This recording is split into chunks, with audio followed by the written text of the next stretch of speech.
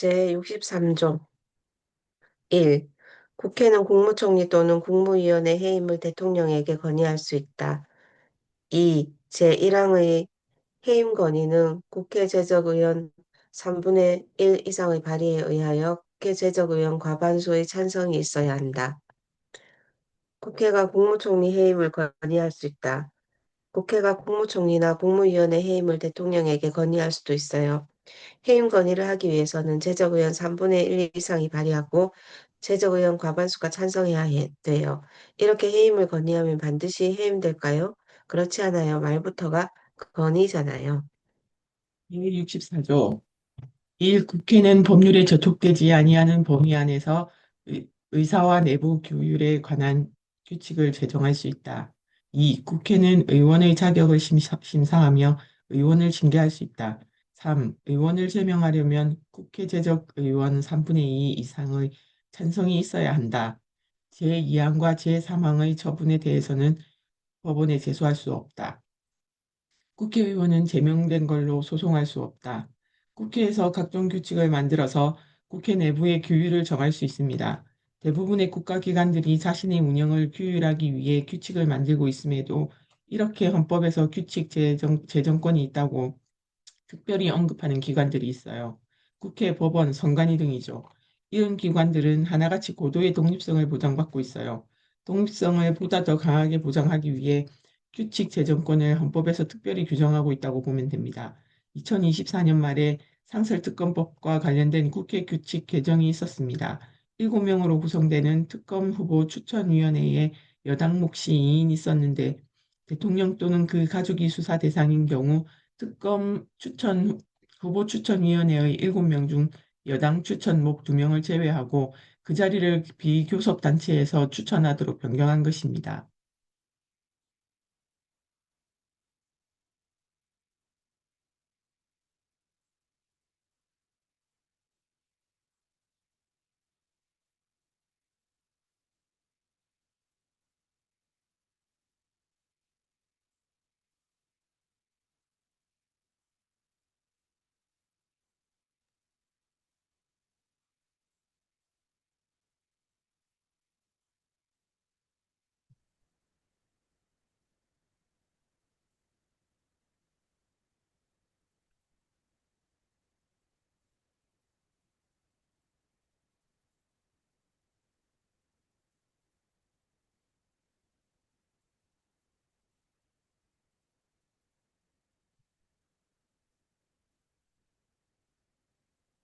됐습니까? 네, 네.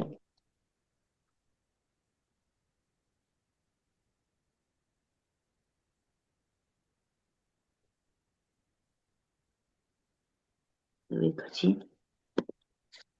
257쪽 250, 257쪽 다 읽었는데, 안 돼요. 다 읽었어요? 다시 안 한 번 더 들려, 읽을까요? 안 예, 들렸어요? 다시 한 번 더 할게. 다시 한 번 더 읽을까요? 네, 네. 또 국회의원의 자격을 심사하고 징계할 수도 있습니다. 뿐만 아니라 제명도 할 수 있는데 이를 위해서는 국회의원 3분의 2 이상의 찬성이 있어야 돼요. 징계와 제명 등의 처분에 대해서 법원에 제소할 수 없게 되어 있어요. 회사에서 잘리면 해고, 무효 소송 등을 할 수 있지만 국회에서 잘리면 소송을 못 해요. 국회의 결정을 국회의원직에서 쫓겨났을 때 법원에서 이게 잘못된 결정인지를 다툴 수 없습니다. 국회가 자신의 구성원의 지위에 대해 가진 결정권을 인정해 주어 자율성을 높이는 것이죠. 제65조 1. 대통령, 국무총리, 국무위원, 행정각부의 장, 헌법재판소 재판관, 법관, 중앙선거관리위원회 위원, 감사원장, 감사위원, 기타 법률이 정한 공무원이 그 직무 집행에 있어서 헌법이나 법률을 위배한 때에는 국회는 탄핵의 소추를 의결할 수 있다. 이 제1항의 탄핵소추는 국회 제적의원 3분의 1 이상의 발의가 있어야 하며 그 의결은 국회 제적의원 과반수의 찬성이 있어야 한다. 다만 대통령에 대한 탄핵소추는 국회 제적의원 과반수의 발의와 국회 제적의원 3분의 2 이상의 찬성이 있어야 한다. 3. 탄핵소추의 의결을 받은 자는 탄핵 심판이 있을 때까지 그 권한 행사가 정지된다. 4. 탄핵 결정은 공직으로부터 파면함에 그친다. 그러나 이에 의하여 민사상이나 형사상의 책임이 면제되지는 아니한다. 파면돼도 재판은 계속된다. 국회가 탄핵소추를 의결할 수 있다고 되어 있어요. 실제로 탄핵소추가 된 대통령이 누구죠? 박근혜 전 대통령과 윤석열이죠. 대통령뿐만 아니에요.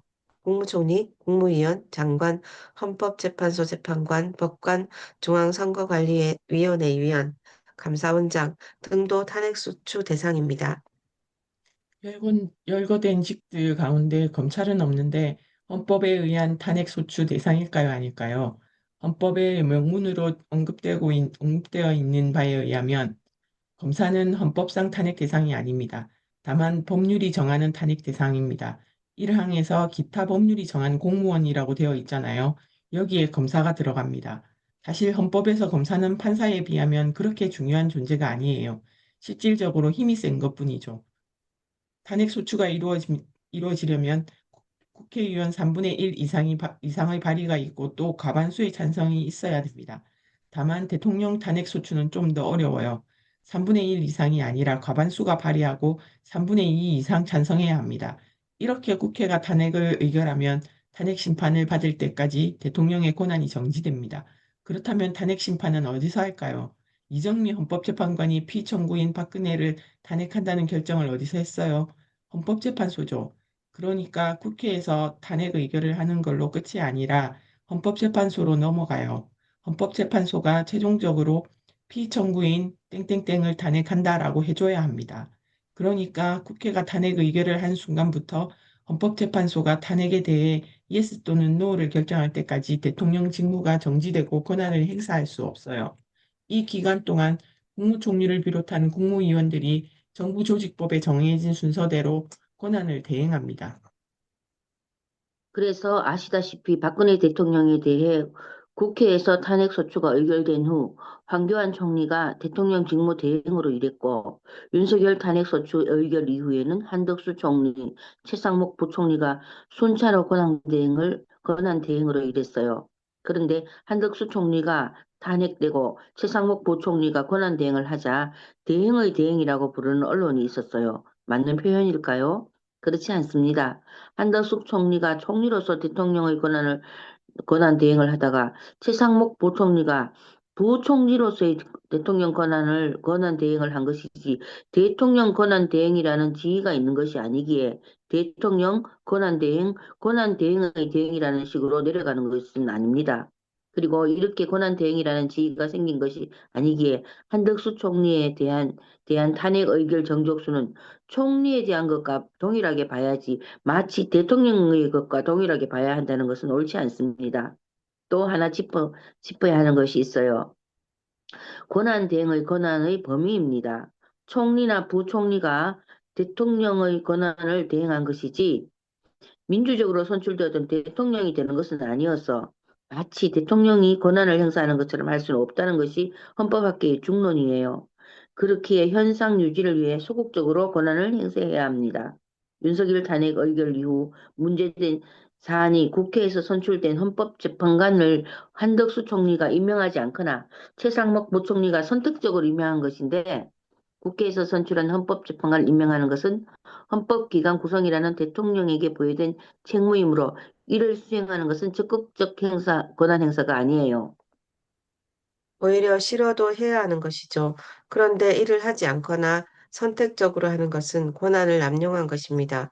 과거 한교안 총리도 대통령이 임명하는 헌법재판관은 임명하지 않고 대법원장이 지명하는 사람은 임명했어요. 여당에서 황교안 총리가 대통령이 임명하는 몫의 헌법재판관을 임명하려 했을 때 반대했던 저의 주장을 가지고 와서 한덕수 총리나 최상목 부총리의 행위를 정당화하려 했는데 위에서도 얘기한 바와 같이 대통령의 몫을 임명하는 것과 대법원장 지명 혹은 국회 선출 몫의 헌법재판관을 임명하는 것은 전혀 다른 것이에요. 다른 것을 가지고 와서 억지 주장하는 경광부회죠. 탄핵으로 공직에서 파면되었다고 해서 민사상 또는 형사상 책임이 없어지지는 않아요. 박근혜 대통령이 파면된 후 형사재판을 받았잖아요. 탄핵으로 끝나는 게 아니에요. 윤석열도 마찬가지입니다. 헌법의 파면이 끝이 아니고 재판 다 받아야 된다고 되어 있기 때문에 윤석열도 재판 받을 것이고 벌을 받을 것입니다. 제, 제66조 1. 대통령은 국가의 원수이며 외국에 대하여 국가를 대표한다.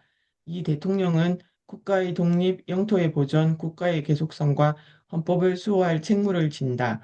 3. 대통령은 조국의 평화적 통일을 위한 성실한 의무를 진다.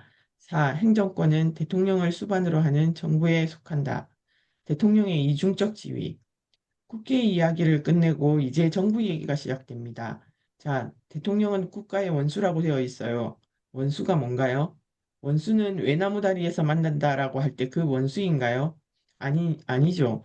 국가의 상징적인 대표자라는 뜻이에요. 외국에 대하여 국가를 대표한다고 되어 있잖아요. 사실 원수라는 개념은 로마에서 시작되었다고 합니다. 원래 원수는 입법, 사법, 행정에 관한 권한을 독점한다고 하고 그가 가지는 대권이라고 하는 재량권은 법률로도 제한될 수 없다고 보았어요. 그래서 이 원수라는 표현이 우리 같은 민주공화국가는 잘 안 맞다는 평이 계속 있어 왔어요. 국가를 대표한다고 하면 되지 원수라는 표현을 넣을 필요 없다고 말이에요. 그래서 문재인 대통령 개헌안에는 원수라는 말을 삭제했었습니다. 2항과 3항에서는 대통령의 의무를 얘기하고 있죠. 헌법을 수호할 의무가 있죠. 이것은 본인이 헌법을 지키는 것을 넘어서 헌법이 우리 사회에서 실제로 지켜지고 강제력을 발휘할 수 있도록 노력할 의무입니다. 윤석열은 12.3 비상계엄을 통해 군을 동원해 국회를 무력화시키고 국회의원을 포함한 정치인을 불법 연행 구금하려 했으며 선관위 직원들을 위협해 부정선거가 있었다는 허위 자백을 받으려고 했고 일부 언론의 언행, 언론기관에 대한 단정과 단수 등을 통해 언론의 자유를 침해하려 했어요. 아주 광범위하게 헌법을 위반한 것이죠. 뿐만 아니라 내란 이후에도 법원이 발부한 영장을 거부하는 등 지속적으로 헌법과 법률을 위반하고 무력화시켰어요. 이것은 헌법을 수호할 의무를 저버린 것입니다.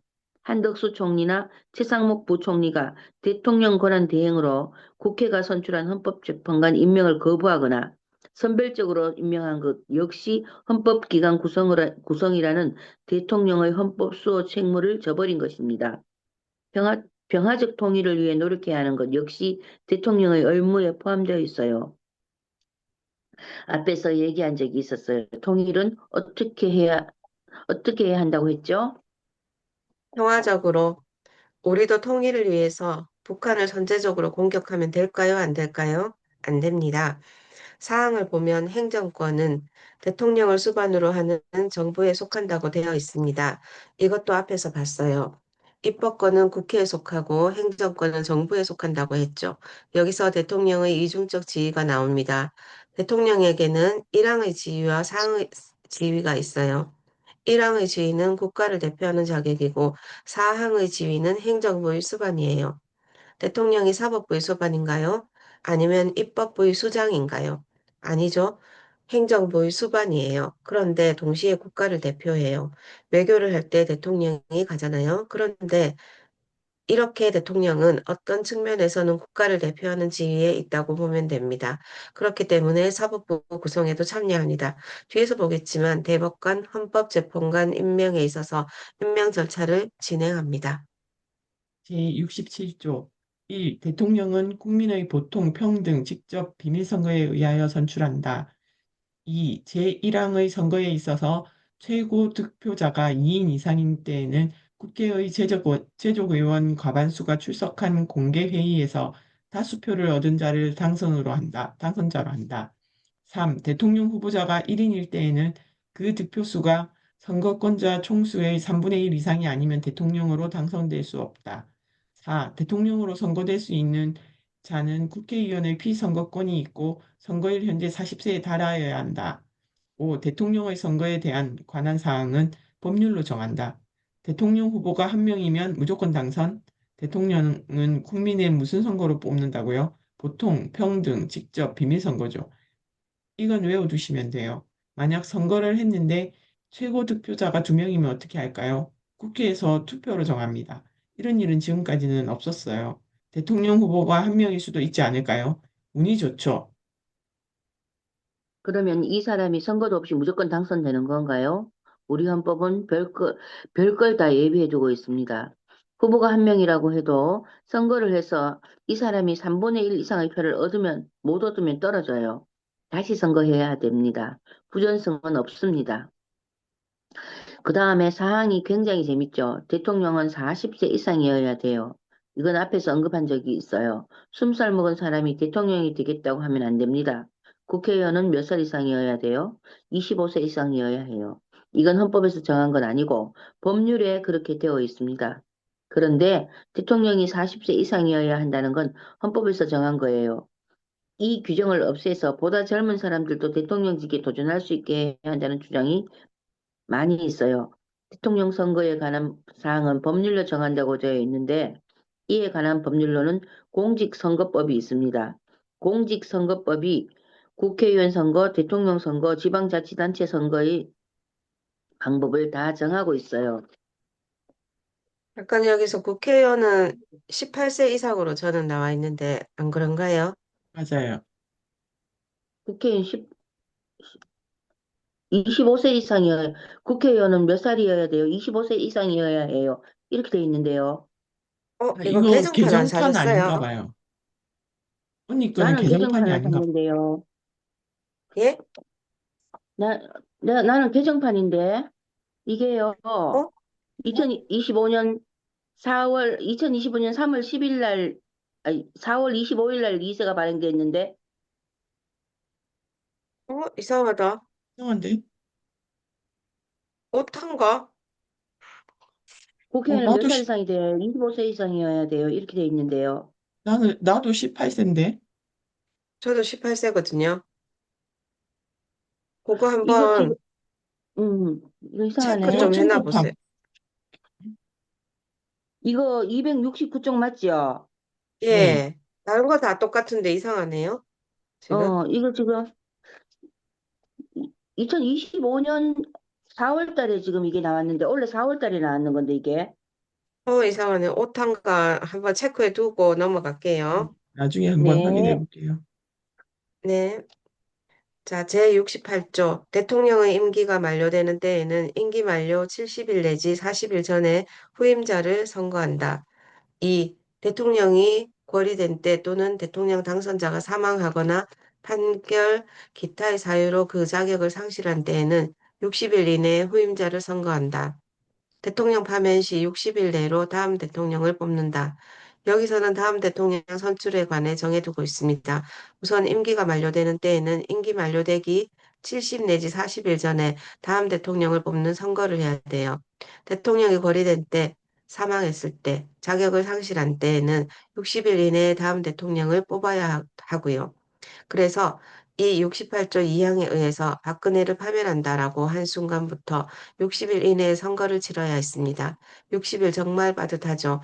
헌법재판소에서 박근혜 대통령의 파면을 결정한 순간부터 60일 안에 선거를 치르려고 하니까 너무 바빠서 정신이 없었어요. 각 당에서 후보를 정하고 선거운동하고 막 몰아치는 거예요. 너무 시간이 없다 보니 당시에 대통령 파면이 현실이 되리라고 생각을 못했다. 파면되는 경우나 사망하는 경우 등 사유를 조금 세분화해서 각 경우마다 선거 시기를 잘 정해놔야 한다. 이런 이야기들이 나왔어요. 참고로 거리라는 것은 어떤 사유로 인해 해당 직위에 있었던 사람이 영구적으로 그 직위의 임무를 수행하지 못하게 되는 것을 말합니다. 이와 비교되는 것이 유고인데 이것은 어떤 사유로 인해 잠시 업무를 수행하지 못하게 되는 것을 말해요.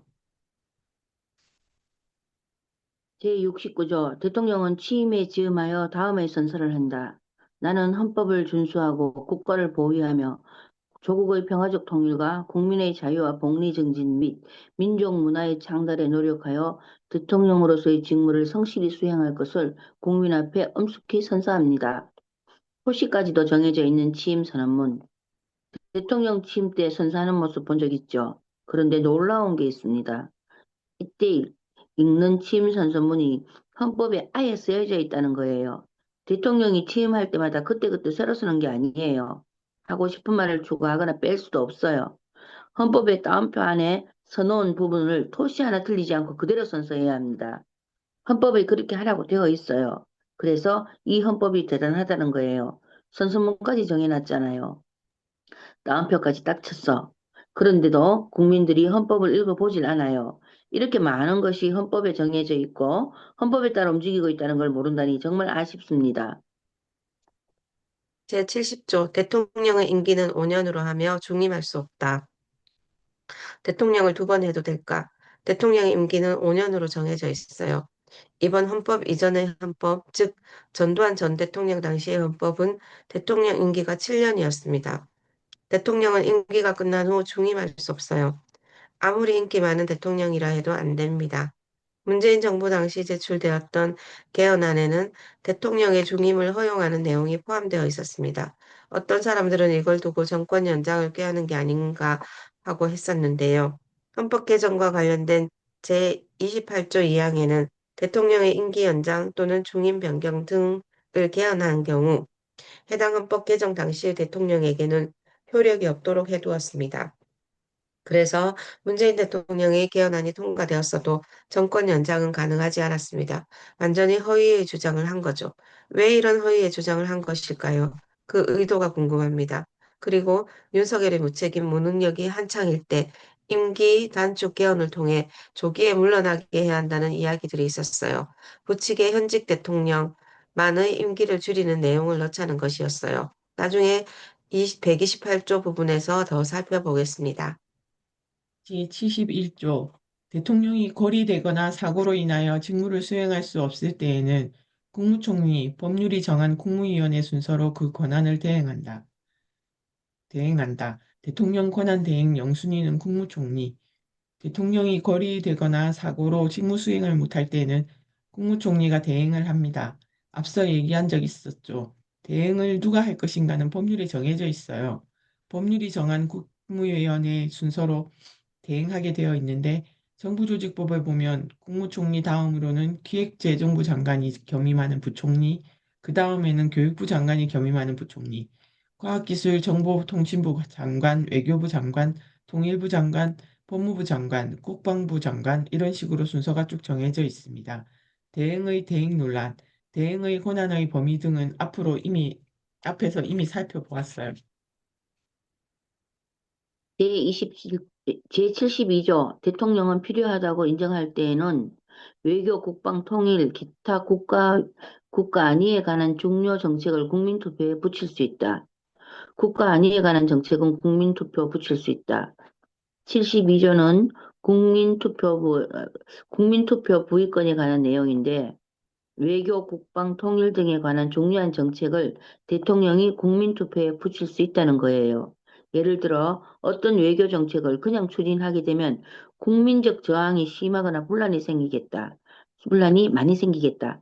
그러니까 국민의 의견을 들어보겠다 할 때 국민투표를 할 수 있어요. 박주민이 잘생겼다고 생각하십니까? 안 하십니까?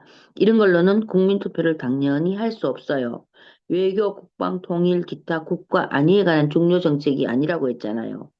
제가 잘생겼는지는 아닌지가, 제가 잘생겼는지는 아닌지가, 뭐라고 이게, 국가 안위에 영향을 미치지는 않으니까요. 제73조 대통령은 조약을 체결 비준하고 외교사절을 신임 접수 또는 파견하며 선전포고와 강화를 한다. 조약 체결 대통령 마음대로 대통령은 조약을 체결하고 비준합니다. 이렇게 대통령이 체결하고 비준하는 조약 가운데 어떤 조약에 대해 국회의 동의권이 있다고 했죠? 중대한 재정적 부담을 주거나 주권을 제약하는 내용이 있거나 영토에 관한 것이거나 할 때는 국회가 동의를 해줘야 한다고 60조에 나와 있습니다. 그러면 60조에 열거되지 않는 조약들은 국회의 동의가 필요할까요? 이 경우 국회 동의 없이 대통령 마음대로 조약을 체결하고 비준해도 됩니다. 그럴 리 없다고 생각하시겠지만 우리 헌법에 그렇게 해도 된다고 돼 있어요. 그래서 사실 엄청나게 많은 조약들이 국회의 통제나 관여 없이 대통령 마음대로 체결되고 비준돼요. 이렇게 대통령 마음대로 체결하고 비준한 조약이라도 대통령에게 헌법이 부여한 권한에 따라 한 것이기 때문에 국내법과 동일한 효력을 가져요. 그래서 얘기한 적 있었죠. 많은 조약이 이런 식으로 체결되다 보니까 계속해서 이런저런 분쟁이 생깁니다. 박근혜 정부 때 이루어진 한일 일본군 위안부 합의나 한일 군사정보 보호 협정이 그랬습니다. 이런 식으로 대통령 마음대로 할 수 있는 측면이 많기 때문에 조약 체결에 관한 절차법이 필요합니다. 외국은 조약 체결에 관한 절차가 법률로 정확하게 규정돼 있거든요. 우리나라는 없어요. 국내법과 동일한 효력을 가질 정도로 조약이 중요한 건데도 체결 절차에 관한 법률이 없습니다.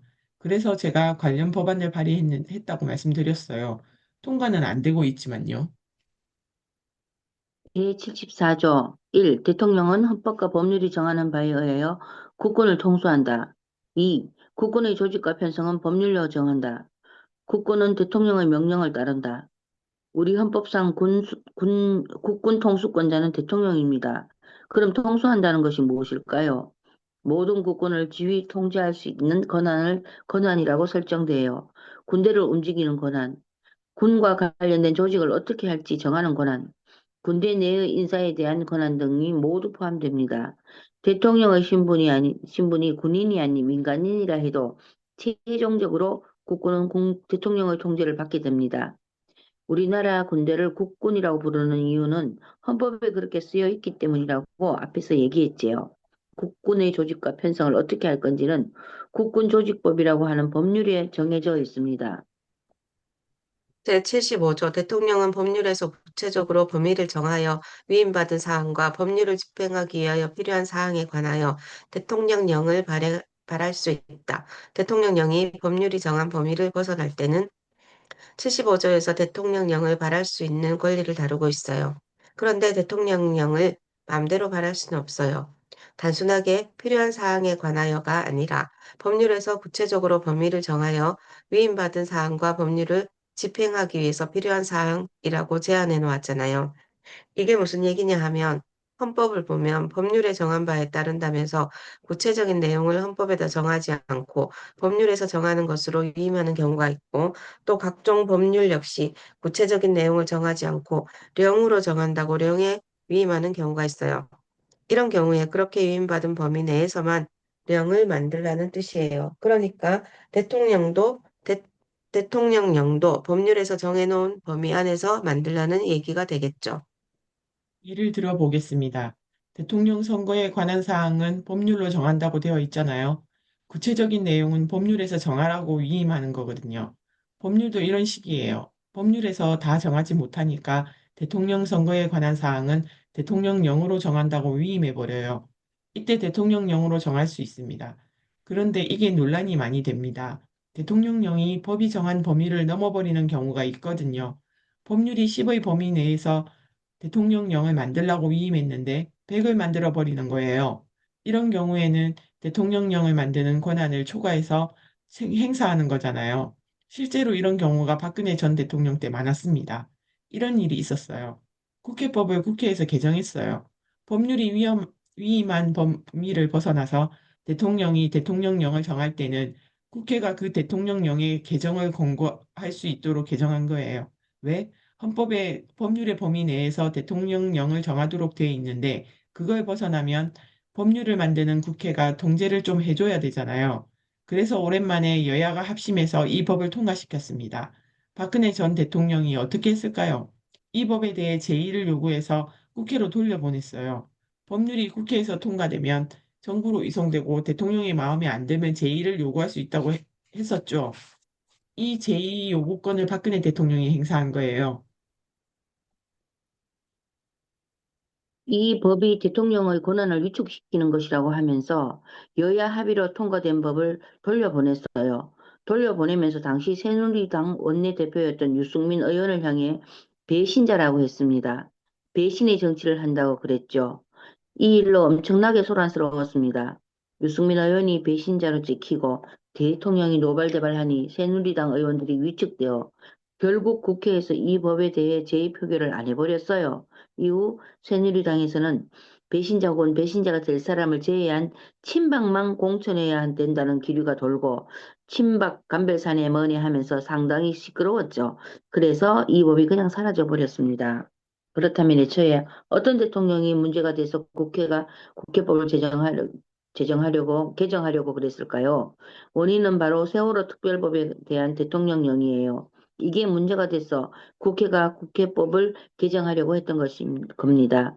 세월호 참사 이후 여야가 간신히 합의해서 세월호 특조위, 일기 특조위법을 만들었어요. 그런데 사실상 일기 특조위를 아무것도 아닌 것으로 만들어버리는 시행령, 그러니까 대통령령을 만들어버렸습니다. 여야 모두 황당했죠. 여야가 합의해서 세월호 사건 조사를 위한 법을 만들었는데 대통령령은 아무것도 하지 말라고 하다니 너무 심하다는 의견이 나왔어요.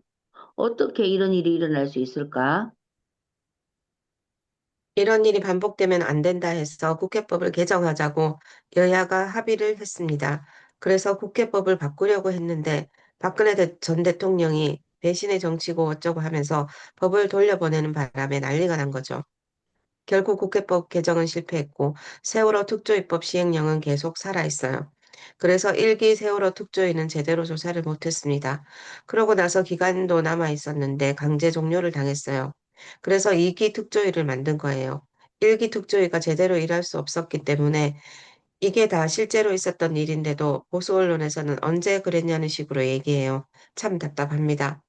그리고 최근 윤석열 정부에서는 행정안전부 소속의 경찰국 신설과 법무부 소속의 인사정보관리단 신설을 둘러싸고 시행령과 법률과의 관계가 논란이 되었어요. 우선 정부 부처의 업무 범위는 법률로 정하게 헌법 96조가 정하고 있어요. 그 법률이 바로 정부조직법입니다. 정부조직법에는 각 부처의 구체적인 업무를 정하고 있는데 행안부의 업무에는 치안에 대한 내용이, 법무부의 업무에는 인사검증에 대한 내용이 없어요. 그런데 이런 업무들을 각 대통령령으로 각 부처가 할 수 있게 정하면서 경찰국과 인사정보관리단을 신설하게 됩니다. 이것은 나중에 살펴볼 조직, 정부 조직 법정주의 원칙에 위배될 뿐 아니라 법률의 아래 규범인 대통령령이 법률을 넘어선 것으로 위헌적이라 할 것입니다. 특히 행안부 산하의 경찰국 신설은 그동안 경찰이 정권의 눈치를 보던 것을 해결하기 위해 독립성을 갖추어 나가던 흐름에 정면으로 반하는 것으로 당시 현직 경찰들도 이에 반발하기도 했습니다.